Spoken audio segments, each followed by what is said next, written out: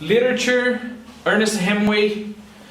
Now let's continue my effort to try to convince you that literature is good. And when I say literature is good, guys, I mean even for a scientist, even for a doctor, even for a technician, even for anybody, okay? In my last video, if you haven't, please watch it. I've told you that literature has more propositions per sentence than science. The tendency is to be like that, right? Well, now I would like to talk about contradictions in depth, right? Let's imagine there is a person, okay, and I don't understand the person's action. And let's imagine I am a psychologist. Okay, I can admit defeat, right? And say I can't understand what the person is saying, all right? Or I can try to make the person fit the science I have, okay? If I admit defeat, I'm not doing science, you know, I'm saying I can't do science in that specific aspect, right?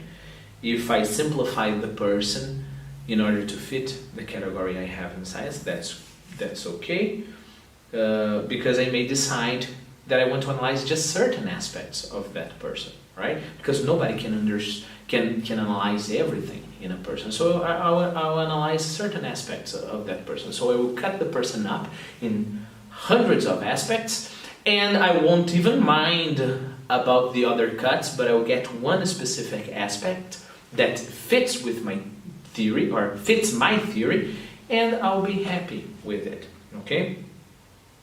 Now let's imagine I come up with another theory, and I want examples to help my theory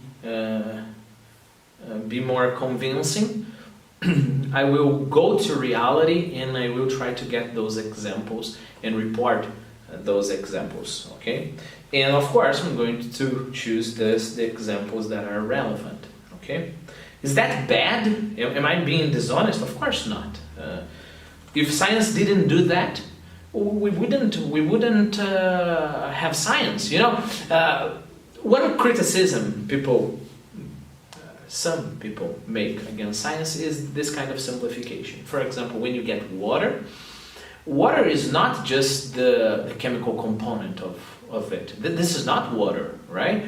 Water is also something delicious for a person that is in the desert. Water is also something threatening for a person that is on a boat in the middle of a storm, you know? Okay, water is so much more than that, right? But let's imagine if a scientist, like a person studying chemistry, would, let's imagine he had to take into account all of those complexities of water. Science wouldn't go on, you know? We wouldn't be able to know what happens to the molecules when they interact with other molecules, etc., etc., etc. Okay, so the problem is not with what science does. The problem is thinking that science is the problem is thinking that what science says about an object, and I'm thinking about this specific science here, chemistry in our case, is everything we have to know about this object. Okay, that's the problem. Okay, now literature doesn't need to understand stuff. I mean, not in that sense, not in the sense of decomposing it in small pieces and analyzing and understanding everything. Therefore, literature doesn't need to simplify the phenomenon, There is a person in front of me. This person had an incredible life, and in the end there was an incredible end, and I can't understand that end. I don't need to explain. I just need to pay a lot of attention to represent it in all the levels of complexity. So, for example, one of the greatest things we read in literature is that many characters, they are contradictory, right? And when they're well represented, we read them. Guys, I'm not talking about the contradiction of the author, the guy writing. This is a defect. I'm talking about a character that you see and you know the guy is contradictory, but the guy is real, you know? The author doesn't need to choose if he's good or bad, for example. He doesn't, all right? Now, why would that kind of ability, recognizing the complexity of life, be important for anybody? Because in our lives, general lives, we live in a world of complexity.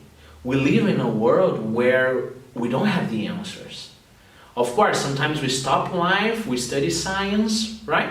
And we have certain answers there, but when we go back to reality, we know that. We know that the theory, we know the theory is working, but there are many other factors, right, that are interfering in that conception we have of reality. So we can either close our eyes to that complexity and say water is just the chemical components of it.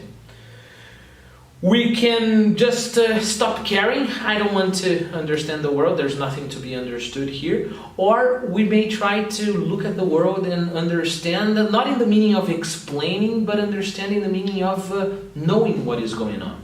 Looking at things with attention. And that's what science does. And if we do that with our friends, with our family, in discussions, you know, for example, in political discussions, right? If we see that things are much more complicated than this classification and that classification, then we're going to be better people.